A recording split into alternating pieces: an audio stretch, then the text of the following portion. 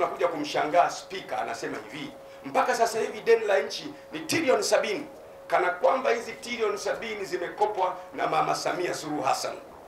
Anabebesha mama mzigo wote wa madeni kule ya nyuma, as if mama mwenyewe ndiye alikopa. This is not right.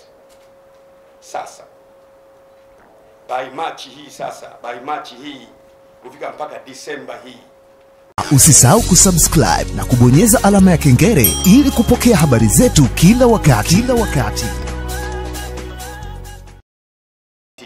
Hiyo ilikuwa tarehe 6 na tarehe 7 mwezi wa 10. Kwa hiyo mheshimiwa bosi wangu, nashangaa sana, anawezaje tena kutoka nje kujadili kwamba Mheshimiwa Rais wa Jamhuri ya Muungano wa Tanzania amekosea kukopa, wakati tayari mkopo ule umepokelewa bungeni kwenye kamati ya budget. Kamati ndio mikono ya speaker. Kwa hiyo ninaanza kuona there was a problem, kwa sababu kama alikuwa na nia ya kukataa, angekataa pale bungeni, mahala ambapo hiyo deni lililetwa, mkopo uliletwa, lakini hakufanya hivyo bungeni. Matokeo yake, baada ya mwezi mzima na nusu, tarehe 26 ndiye anatoka hadharani anasema kwamba nchi itapigwa mnada. Jambo la pili, Mheshimiwa Spika ni mjumbe wa kamati kuu ya Chama cha Mapinduzi, mahala ambapo ni watu wachache sana wana nafasi hiyo. Kama kweli alikuwa haridhiki na huu mkopo, angejadili kwenye kamati kuu ya Chama cha Mapinduzi ambayo ilikaa juzi tarehe 17 mwezi wa 12. Kwa hiyo alikuwa na lumu ya kujadili kwenye kamati ya bunge ulipoletwa bungeni mwake, na alikuwa na nafasi ya kujadili kwenye kamati kuu. Angeuliza, Mheshimiwa Rais yuko pale na wajumbe wa kamati kuu wako pale, lakini Mheshimiwa Spika hakujadili hilo deni, hakujadili hiyo mkopo kwenye bunge.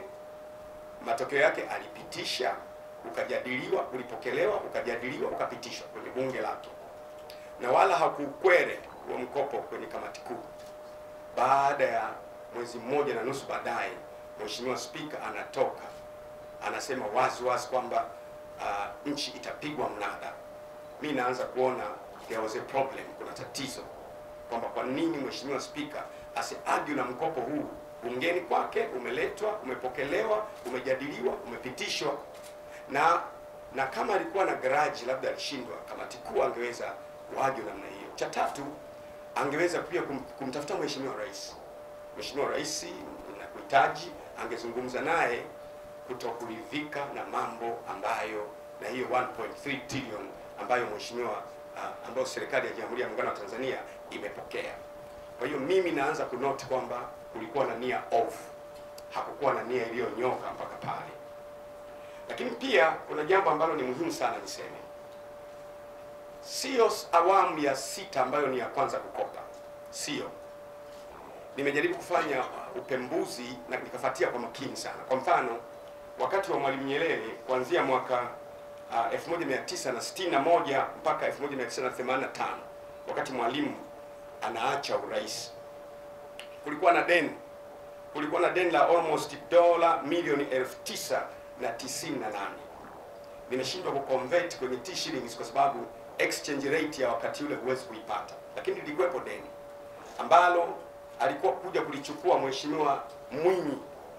Lakini wakati Mwinyi anaingia kutokea 1985 mpaka 1995, naye kulikuwa na deni, ilikuwa almost dola milioni 5,370, ambazo nazo sikuweza kuziconvert kwenye exchange rate kwa sababu sikuipata exchange rate ya dola kwa wakati ule.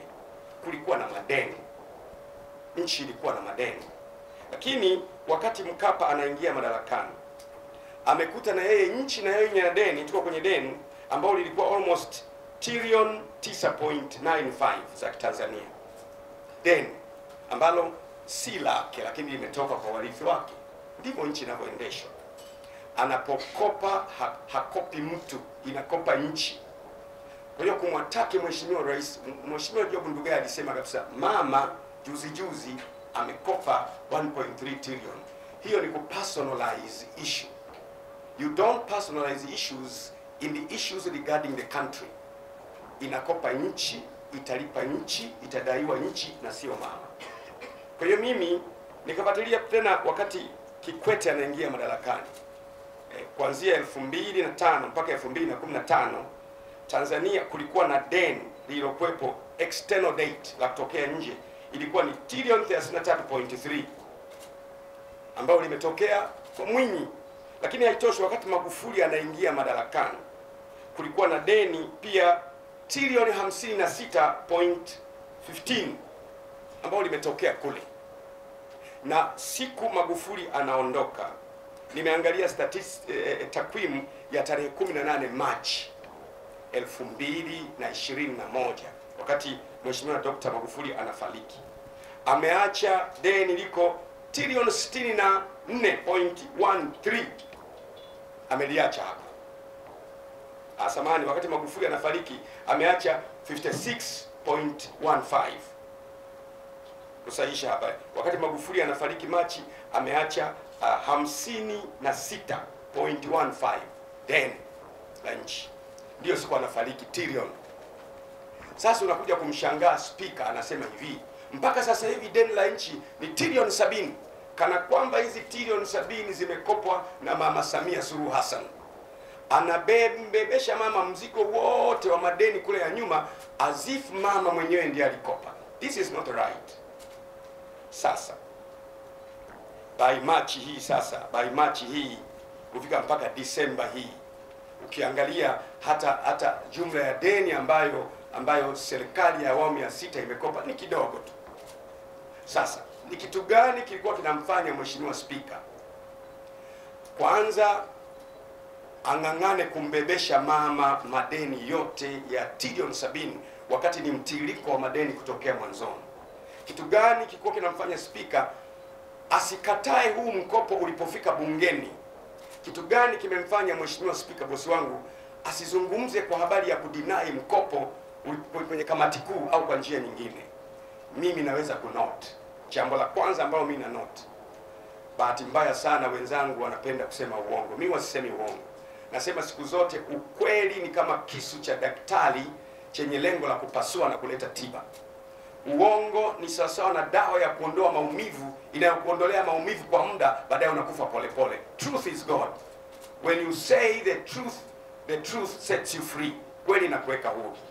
Kwa hiyo mimi naanza kunoti nia ya Mheshimiwa Spika haikuwa nzuri. Jambo lingine ambalo alisema ambalo ni very astonishing, akasema kwamba ni nyinyi wenyewe kama 2025 mtaamua kuleta mwingine, sawa. Anawezaje mkuu wa muhimili kama Spika na mwanachama wa Chama cha Mapinduzi kusema 2025 mlete mwingine, wakati anajua mira ya Chama cha Mapinduzi? Rais akipitishwa na Chama cha Mapinduzi kuwa mgombea huwa tunafanya miaka 5. Spika anawezaje kusema hivyo? Inanipa picha kwamba Spika anaweza kuwa na mtu wake, Spika anaweza kuwa na anachowaza. Kwa hiyo mimi nimewaiteni ninyi kujaribu kupata tafasiri. Kwanza, tafasiri ya kwanza, kile kitendo cha mkuu wa muhimili kusema nchi itapigwa mnada. Ni nchi gani kwenye nchi zilizokopa imewahi kupigwa mnada? Hicho kitu hakipo. Kwa hiyo hilo jambo kwanza ni la kugombanisha Mheshimiwa Rais na wananchi, kwa sababu wananchi wataona rais huyu tuliye naye anakopa mpaka ipo siku tutapigwa mnada. Mnada maana yake ni kwamba Dodoma shingapi, Mwanza shingapi. Wamekuja wa China na wa Korea na wa Japani na wa Amerika wanauliza Mbeya shingapi.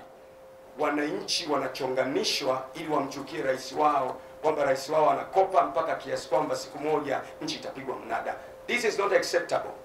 Bahati nzuri mimi huwa siogopi sura ya mtu. Mtu anaweza kusema imekwaje Askofu Gwajima unatoka leo unamtetea Mama Samia Suluhu Hassan. Mimi siogopi. Hata wakati wa Magufuli, unakumbuka kipindi cha Bashite wakati ananionea mimi rais alikuwa Magufuli, niliwatundika mpaka wakarudi nyuma, mpaka wakaacha walichokuwa wanafanya. Mimi I like truth. Truth is God. Sipendi kuonewa na sipendi kumwona mtu yeyote anaonewa katika uso wa nchi. Kwa hiyo kwa hili nasema si sawa Mheshimiwa Spika alipofanya. Jambo lingine ambalo naliona ni kuonyesha kwamba deni la nchi limesababishwa na Mama Samia na kumfanya Mama Samia adhoofu. Ile bidii yake ya kutafuta fedha kushoto, kulia, magharibi, wapi itadhoofika, alafu atashindwa kuisaidia nchi. Kwa hiyo ni nia ovu, na mimi kwa sababu ya nimedigest na nikafikiri kwamba kwa maneno haya na kwa usemi huu haijawahi kutokea mkuu wa muhimili akatoka wazi point blank anampinga rais wake na mwenyekiti wake wa chama. Ndugu zangu, ieleweke, kwa mujibu wa katiba ya Jamhuri ya Muungano wa Tanzania, spika sio lazima awe mwanachama wa Chama cha Mapinduzi. Mtu yoyote anaweza kuomba kama ana sifa ya kuwa spika akawa spika bila kuwa na chama. Lakini spika wetu wa sasa Job Ndugai ameingia kwa Chama cha Mapinduzi, kwa ni mwanachama wa Chama cha Mapinduzi.